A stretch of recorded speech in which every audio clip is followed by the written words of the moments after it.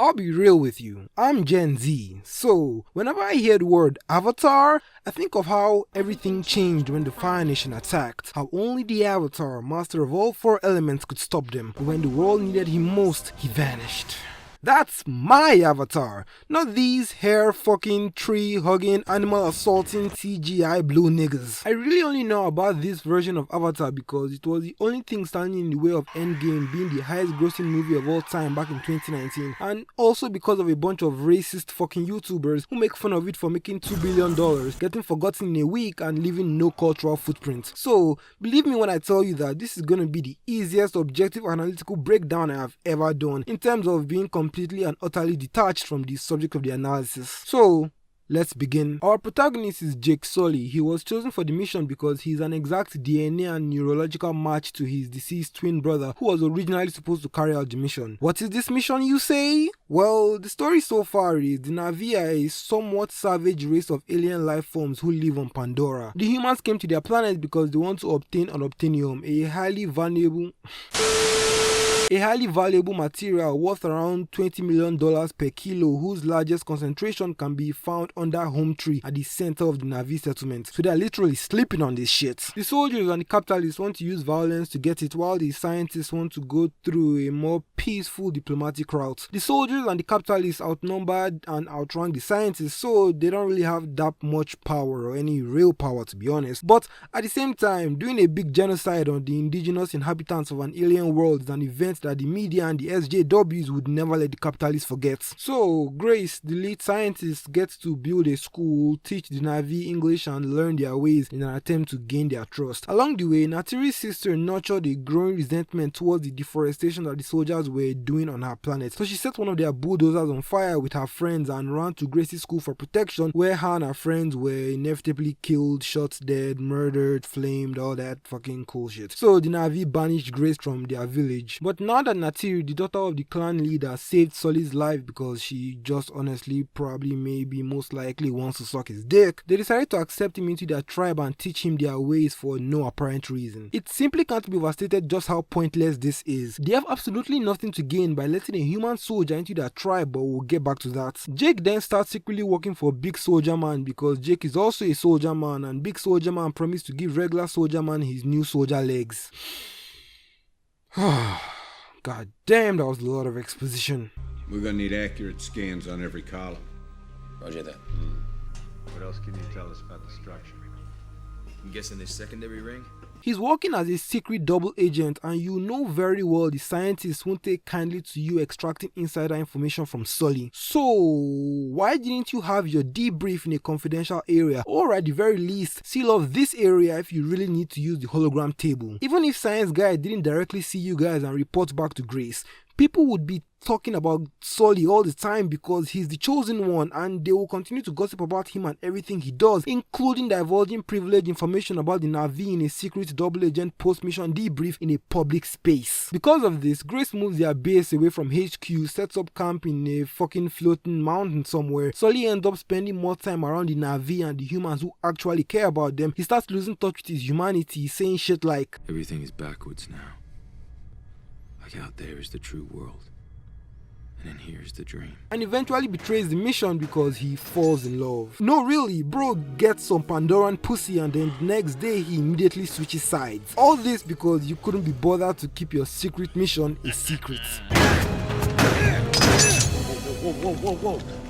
Whoa. Dude, no! Oh! Dude, bro, come on, man, be cool. Oh, come on, bro, what do you... You're destroying their home and wondering why they are responding with violence. Are you fucking neurodivergent, bro? I mean, with the way humanity keeps behaving in this movie, there's definitely something wrong with y'all niggas for sure. The original plan was to gain the trust of the Na'vi through Grace and her school, then one of your bulldozers... What?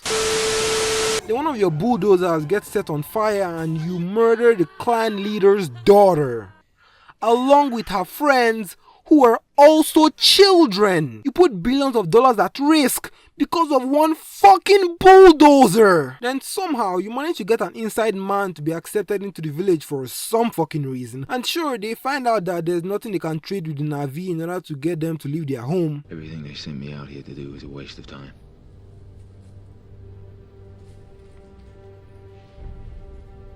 They're never gonna leave Home Tree. But instead of finding another less violent, more diplomatic option, they go in with their bulldozers, knowing fully well that they still can't do a big genocide and the Na'vi are fully capable of destroying their vehicles and killing their men. So now they're just losing more money while actively destroying whatever diplomatic progress they made in the past 3 months. The Na'vi aren't any better either. The humans kill your daughter and a bunch of other children while trying to deforest your planet. So you banish them. Good.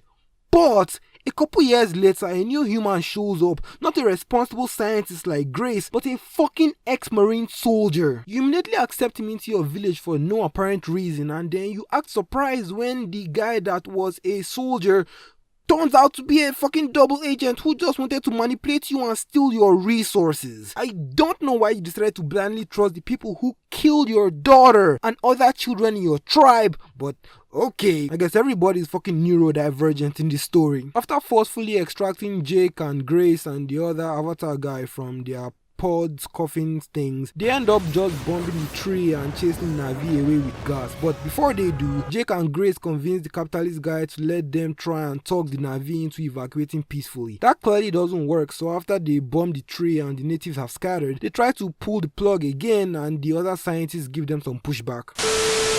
Oh yeah, I forgot to explain, using advanced future cloning technology, the scientists were able to clone the Na'vi using a combination of specific human DNA and DNA samples from the natives. Using even more advanced future neuroscientific technology, they are able to transfer their consciousness to their avatars and live amongst the Na'vi while their human bodies remain in a high-tech coffin at the lab. This is why Jake was chosen for the mission. He had the same genetic and neurological patterns as his deceased twin brother, whose DNA was used to create the avatar that Jake is currently piloting. Alright, back to the analysis.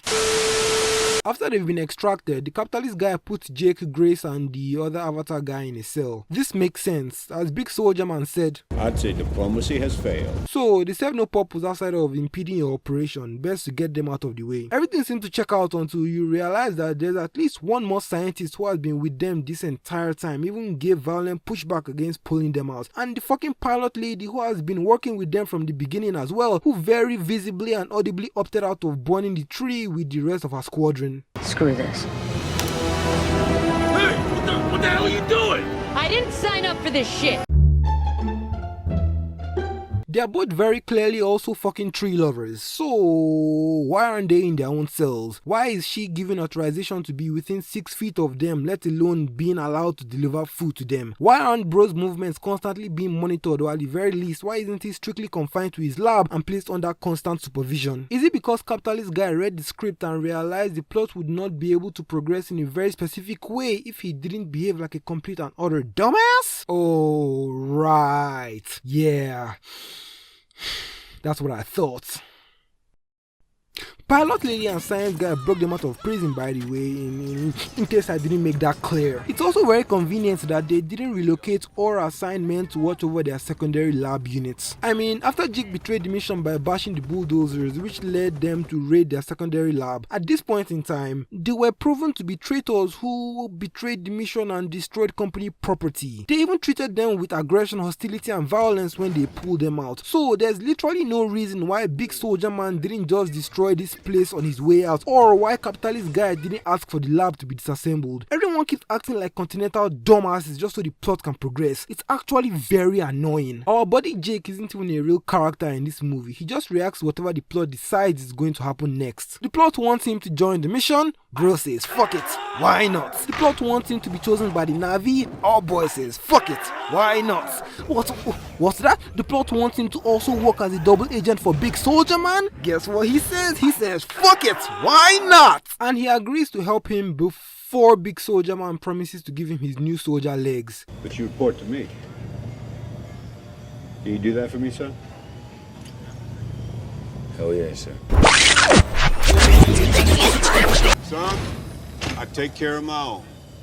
You get me what I need, I'll see to it you get your legs back when you rotate home. So don't go and make a fool of yourself in the comments by trying to present that as a reasonable motive. The plot wants him to betray the mission, so he says fuck it, why not? Sure, he falls in love and gets pussy whipped, but that's not unique to him as a person. If I got some of that blue piece of Pandoran ass. I'm betraying every last one of you Homo sapien motherfuckers. We don't know why he does the things he does. That's the problem here. He's just your average generic regular soldier man until the plot wants him to be something else, then he immediately becomes that thing without hesitating. Just like I mentioned in my Ragnarok video, the same way the plot should not be driven by random coincidental conveniences, a character should not be driven by the plot either. A good character should have a tangible backstory which leads them to have certain beliefs about the world and themselves. These beliefs turn into what we call character motivation, which dictates their goals, which influences their actions, which directly affects the plot. Cause and effect. We know a bit of Jake's backstory, but that's about it. We don't know anything about his motivation or goals. We have no idea what he wants or truly desires. He doesn't particularly care about Pandora, the Earth, or even his dead brother. By the way, it's so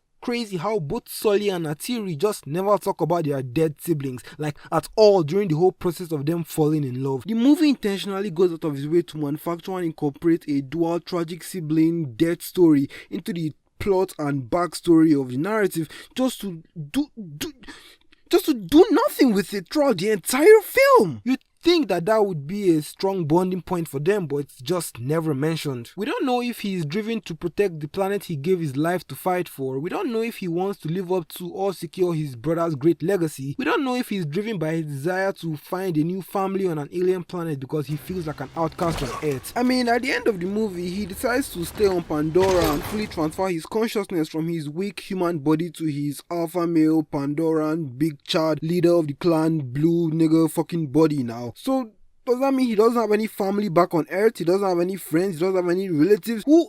Who is this person? What does he care about? Why does he do the things that he does? We don't know any of this fucking shit. Yes, we see him looking longingly at his shitty crippled legs all the time, but just like with Scourge from my Ragnarok video, we never explore that sentiment on any remotely substantial level. And it's even worse for Sully because none of his actions are in any way motivated by his desire to get his new soldier legs. He even has the opportunity to instantly get his legs, but he refuses because he wants to go and have sex with Natiri. It's a done deal.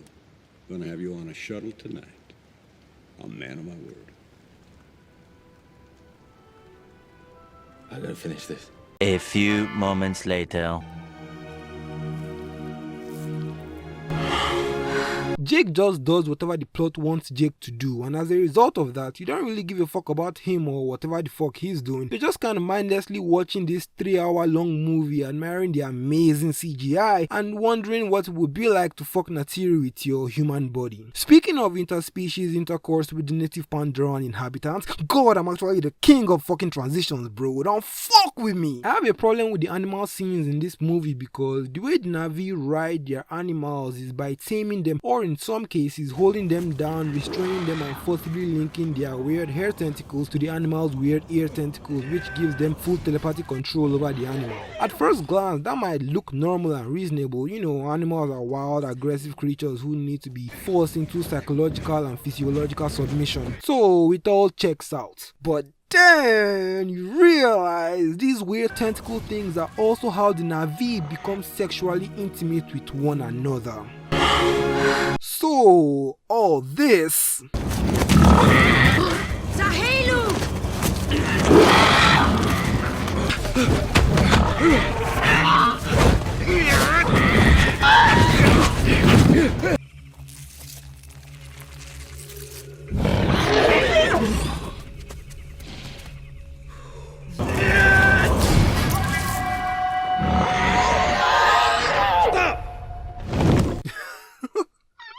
is what I like to call assault.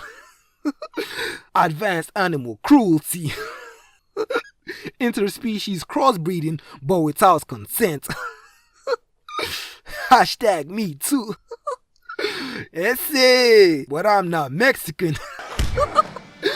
Grapefruit, but I ain't no G, and I ain't no fruit either. That is weird, bro. Please Stop it. Get some help.